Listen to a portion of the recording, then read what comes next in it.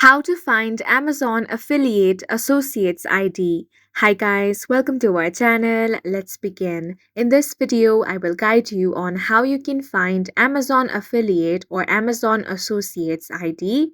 Now, for this, you want to open up a new tab, and here you want to search for Amazon Associates.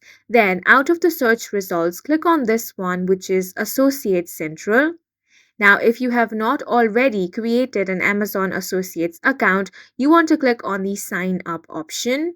If you already do, then you want to sign into your account.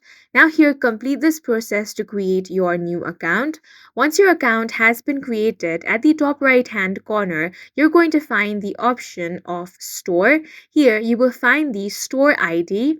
Now, your store ID is your Amazon affiliate or associates ID. The Amazon Store ID is an alphanumeric username that identifies an Amazon Associates account. You can use your Amazon Store ID for on site earnings. Your store ID tracks your earnings from customers who make qualifying purchase after encountering your content on Amazon. You can also use it for affiliate links. You can use your store ID to create affiliate links to share in blog posts or articles.